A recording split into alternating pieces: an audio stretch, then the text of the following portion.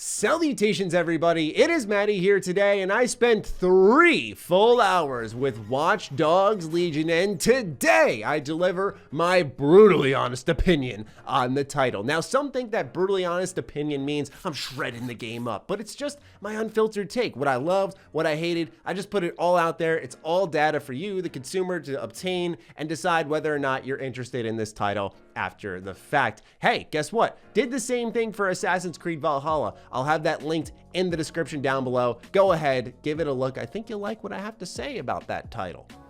Anyway, let's set the stage for Watch Dogs Legion. This is set in a near future dystopian London where AI has essentially begun to replace humans. So you're gonna see a variety of riots in the streets, of people fighting back, wanting their jobs. The demoist told me my save was about halfway into the game, and in this London section of DedSec, they are being targeted by another group, essentially forming the core of this plot, but nothing grabbed me at all, and I thought that was to be expected. Watch Dogs' story has never been all that good, and it felt like, especially in this case, they wanted to give control to the player as soon as humanly possible, which I thought was a good design decision because I just want to play the game, man. Now, that may be the core of the plot, but the core of Watch Dogs Legion and its gameplay is being able to play as absolutely anyone in the open world. So I got to see exactly how that worked, and for the most part, it's pretty impressive, but it comes with a couple of shortcomings. So, wow, I just whistled there. It comes with a few shortcomings. So let's get into that. Pretty much how it works is when you want to add someone to your team, recruitment missions will randomly pop up on the map as a green icon. When you go there, you'll begin talking with someone who may be interested in joining DedSec, and they'll actually appear in the little hub/den area later on in the game when they're on your team, which I thought was pretty cool. But anyway, you'll notice immediately these conversations are full of placeholder dialogue. The tone's just off back and forth. It's really weird. Just here, give it a listen. London's in deep shit. Well, how about you stop whinging about it and join the fight instead? Don't tell me you're with DedSec. I have some useful information for you. Keep talking. A few weeks back, my entire team got laid off. That's 300 people. Apparently, we'd all been replaced. How dreadful. I mean, I'm getting by. But something about this whole situation just doesn't sit right with me. All of us were experienced tech workers. There's no way they could have replaced us all that fast. There's definitely something shady going on. Right. So you want DedSec to check out your replacement? Correct. Help me out and I won't forget it. One good turn deserves another. So yeah, as you saw, it's not very good. What's impressive here, though, is that anyone you're playing as, whether it be a construction worker, a hitman, what have you, is fully animated, fully voiced. So even during like the main story sections, you're actually going to see your character in action and talking and interacting with other main story characters. And I thought this was impressive because it can set the stage for some interesting stuff in the future with Ubisoft. I think this was more of an experiment to see if they could get a good gameplay system in there and then build on top of that.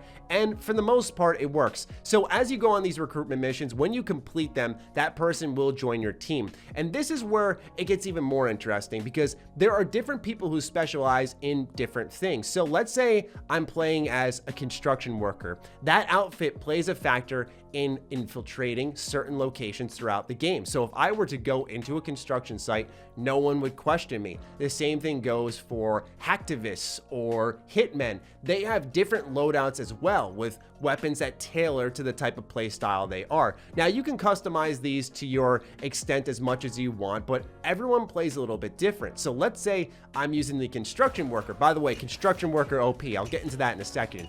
They have a silenced weapon, which is a nail gun. And on top of that, they can call in a cargo drone that you can fly around the city to go from point A to point B. So sometimes I'll start up a random side objective and I can tackle the objective in almost whatever way I want. Like the game allows me to just drop in from above or crawl in from the side or use a spider bot. There's a lot of flexibility, and that's thanks to pretty solid level design. But the catch here is really that you can customize anyone you want however you want. So let's say I had that great construction worker with that specific outfit and they were tooled out with, say, a spider bot and a cargo drone. I could just change all that up and make them suddenly tooled out to be like a hitman, except they're gonna have a construction worker outfit. So it expands those options, but I feel like the game would have benefited more, at least from this short preview, if they dedicated to making each of these recruits unique, so it would encourage you to continue to recruit. Now, there are certain instances where, for example, your operative will become arrested. So if you have a police officer on your team, actually their time in jail will be cut down. And I thought that was a pretty cool mechanic. So there are sometimes passive abilities within some of the recruits that you can get on your team that will affect different things happening in the world. So there are multiple sections of London. The map is pretty large. It's bigger than what I saw personally with Assassin's Creed Valhalla, but you'll have multiple objectives in each section of the world, and as you complete them, the defiance level will raise because it's about DedSec and the people fighting back. And so as that defiance level raises, and eventually I did max it out, you can do a final mission which will involve freeing that section of London. Now, sadly, mine completely bugged out or broke. I don't know how it actually concludes and what happens to the world after the fact. And that does bring me to some of the bugs and glitches that I faced. Sometimes the AI was a bit wonky. Sometimes the game skipped around. However, the game was being streamed to my computer, so sometimes that could have been lag on my end. It was hard to gauge on that end, but sometimes the game itself worked in a very strange manner. Like AI wouldn't see me when I was directly in front of them. Sometimes they'd pick up on me way too quick. It was just a bit imbalanced in that regard. But I know a lot of you are familiar with Ubisoft games, so you're probably thinking, oh God, I just heard multiple objectives in a section of the map. Is it checklisty? And yes, yeah, definitely. It's definitely a checklist kind of open world, and that can be good or bad depending on the player you are. I appreciated the level of gameplay freedom that was offered here, but then there's so much customization to anyone you recruit that you could kind of just stick with one recruit and keep swapping out whatever they have if you want to use guns blazing or complete silence weapons or non-lethal weapons, and you can change out their gadgets. Some of them do have unique things, like there's someone who had a paintball gun, like okay, cool, why not? But for the most part, that customization I think fights back against the uniqueness of each recruit. So eventually it'll feel like a standard Watch Dogs game where you're playing as one person and you're just going around the map completing everything. And so I don't know how that'll vibe with certain people. I feel like I needed more time with the title to see how that actually plays out as I build out my own actual team, but it can lead to a lot of different experiences, and it was very cool to see in action. It's not bad by any extent, but it is checklisty. With that in mind though, I have to once again highlight the level design. It was super impressive to see just how many different ways I could have tackled a location. Does that mean I'm gonna replay Watch Dogs Legion and see how I could do a number of the open world activities once more? Probably not, but still, it was really cool to see because you may want to go completely stealth. I may want to go guns blazing, or you could do what I did, which is hack into a camera, hack into a cargo drone, and start running over everybody inside the location from a mile out, and they have no idea who's causing it. That was the type of empowerment I was looking for. As far as I'm concerned, the hacking itself in Watch Dogs has always been kind of stagnant since the first entry. It's always about zipping through a bajillion cameras, deactivating something from a mile out, and it feels cool in that moment, but I wanted to see them expand upon that. And so being able to hack other drones was a really nice touch, and I liked how some of them, if I had certain upgrades, which I'll get into a sec, I could stun enemies, knock them out, or as I did, run them over with the cargo drone. Creating that chaos from afar is empowering. So I'm glad they indulged in that a little bit, but we'll see if it'll be enough, because you still have spider bots that you can mess with. There are some tools there, but will it be enough? That I required more time to figure out on.